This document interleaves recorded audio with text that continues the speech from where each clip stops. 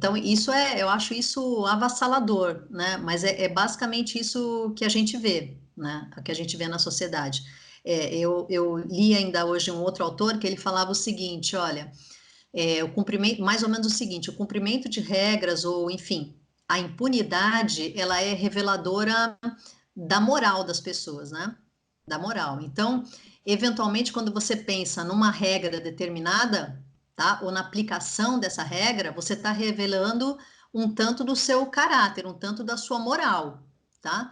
Se você acha, então, né, que uma regra deve ser cumprida, independentemente dos efeitos que ela pode produzir, e aí a gente mencionou aqui dois efeitos avassaladores de questões sociais, quem é você, né? De que maneira, então, você representa o Estado, né? Então, eu acho que a gente está tendo esse diálogo de maneira muito forte nos dias atuais, né? Especialmente por conta desse evento que a gente tem vivenciado, né? Então, assim, esse tem sido o diálogo mais importante que eu tenho observado, né? Então, regras eventualmente sendo criadas, sem que se verifique de fato, né, qual é o efeito mais importante que isso vai acarretar na vida de milhares de pessoas, né? Tá? E o perigo disso é essas situações serem naturalizadas, né? A exemplo daquilo que a gente já falava ainda há pouco sobre aquele senso, sobre o senso de moral, né? Ou sobre o senso daquilo que a gente considera como impunidade, né? A gente vai se acostumando com essas questões, né? Isso é terrível. Diante disso, então, Cristiane, a gente também pode entender, por exemplo, que as regras não são para todos? Ou temos regras demais? Não, eu não acho que a gente tem. Bom, olha, veja, isso é complicado, né? Depende muito do tema, quando a gente fala assim, né? Ah, existem muitas regras, mas existem alguns temas que essa quantidade de regras elas são requeridas. Então, necessariamente, não é um problema a existência de muitas regras. Não é um problema. É claro que é muito mais fácil, né, você aplicar um sistema de normas quando esse sistema é enxuto, sem dúvida nenhuma. Mas dizer que o número de regras é o problema, é o X da questão, eu não acho que isso seja verdade, não acho. Agora, o que a gente tem que compreender é que, a despeito da quantidade de regras, é de que maneira elas são cumpridas, se efetivamente são cumpridas, se essas regras são cumpridas para todos, né? E aí isso vai muito, diz muito daquilo que a gente falou ainda há pouco, né?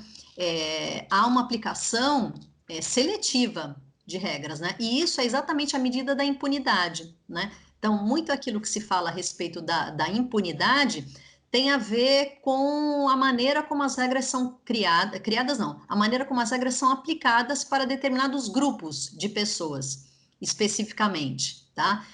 Nesse sentido, basicamente, a gente pode dizer o seguinte, olha, há dois tipos de impunidade, né? A impunidade comum e a impunidade institucionalizada. A impunidade comum é aquela que normalmente está relacionada à vingança, né? Então, quando a gente pensa assim, olha, ou quando a gente escuta isso, né? Se escuta dizer o seguinte, olha, fulano de tal foi condenado. Bom, ele foi condenado de acordo com as regras, enfim, do sistema jurídico nacional, tá? As regras brasileiras, por exemplo. Foi condenado a 10 anos. Ah, e aí você vai escutar o seguinte, mas é muito pouco, porque o que ele fez é grave demais. Ele devia ter sido condenado por mais tempo. Ou então, pior, a pessoa cumpre a pena, ou cumpre um determinado período da pena que lhe concede o direito a um regime mais favorável. E aí ela sai da cadeia. Dependendo de quem seja, o que se vai colocar é justamente isso. Mas que absurdo! Como é que essa pessoa saiu da cadeia? Não devia ter saído da cadeia. Na verdade, o critério adotado, né, um critério social adotado, e esse critério está sendo naturalizado, é um critério de vingança, né? Ou seja, o que muitas pessoas acham, sem que elas exponham exatamente isso, é o seguinte: olha, você que praticou crime X, na verdade, você nunca mais deveria voltar para a sociedade. Você nunca mais devia voltar, porque o que você fez é imperdoável. Então, você não podia ser perdoado pela sociedade. Isso é vingança, isso não é impunidade, por assim dizer, né? Melhor dizendo, seria uma impunidade comum, alguma coisa que está no seio de uma sociedade autoritária, até mesmo uma sociedade anticivil, tá? Agora, a impunidade institucionalizada, ela é diferente, tá? Não dá nem para dizer se ela é mais grave ou se ela é menos grave, né? Depende do que a gente acha a respeito dessas coisas. A impunidade institucionalizada é aquela que acontece no âmbito do Poder Judiciário, ou seja, você tem o caso de alguém que sofreu uma violência X, tá? Esse caso vai ser investigado pelo Poder Judiciário, ele começa lá na delegacia, através do registro de um inquérito, depois ele vira um processo criminal, tá? Só que o resultado desse processo criminal, eventualmente, é frustrante, tá? Alguém que sofre uma violência e essa violência não se chega a efetivamente aqueles que praticaram a violência, ou simplesmente o caso fica parado por tanto tempo que é arquivado, tá? Ou seja, como se a gente dissesse o seguinte, ó, houve um descaso aí por parte das autoridades no sentido da efetiva apuração, né, da violência, por assim dizer, né? Então, no meu ponto de vista, essa seria a impunidade mais grave, por assim dizer, né? Aquela que é efetivamente reconhecida pelo Estado. Claro que o Estado não vai dizer, né? Olha, nesse caso, de fato, nós decidimos não julgar porque a vítima é pobre e, eventualmente, ela não vai, né? Ou os seus familiares não vão fazer barulho suficiente para que eu seja repreendido, tá? Mas é claro que a gente verifica que é exatamente esse tipo de caso, né? Da qual eu me refiro, essa impunidade institucionalizada. É basicamente isso, né? Então, quando a gente pensa em impunidade, a gente está vendo esses dois lados, né? Uma que é retrato daquilo que a sociedade efetivamente pensa, parte da sociedade efetivamente pensa, e outra que é representada, né, pelo ato concreto do Estado, basicamente.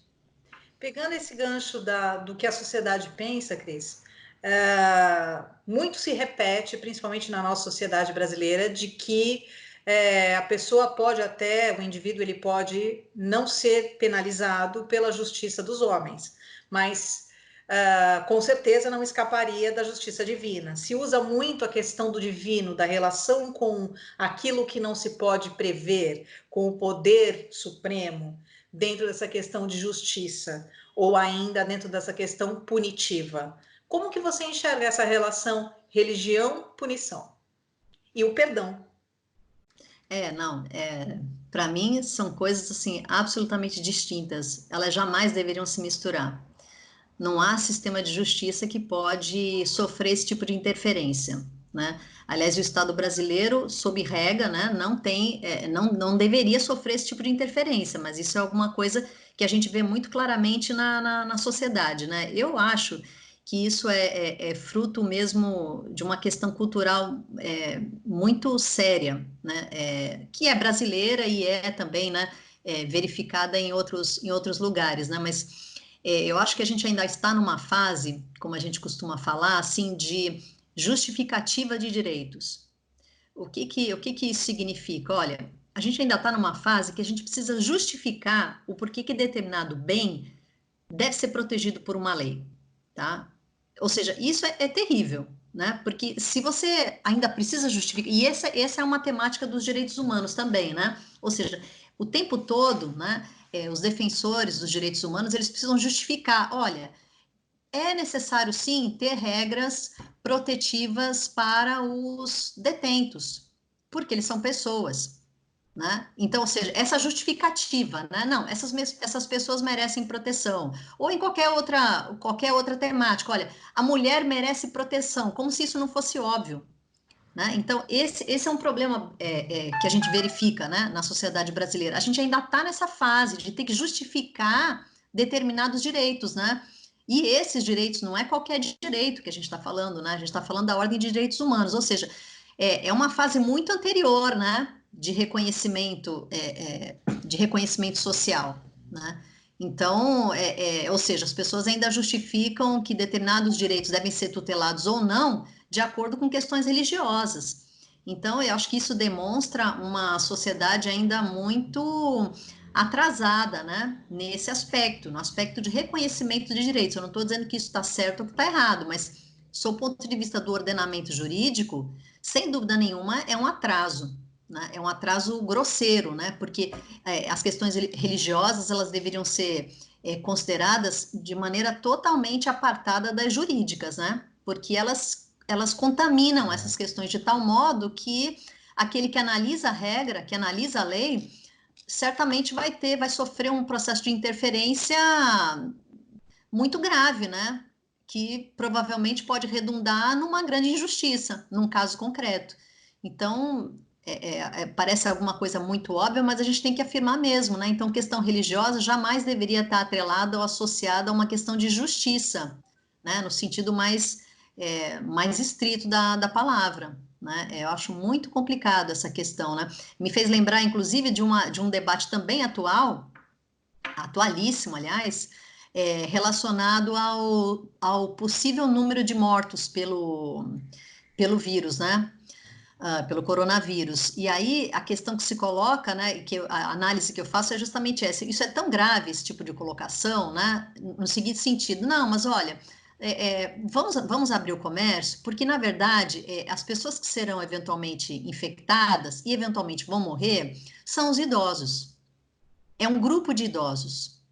Quer dizer, esse tipo de fala, por si só, já é uma fala tão absurda, porque não se, ela pressupõe basicamente isso que a gente falava, né? Olha, eu ainda tenho que ficar justificando o direito à vida de todas as pessoas, inclusive dos idosos.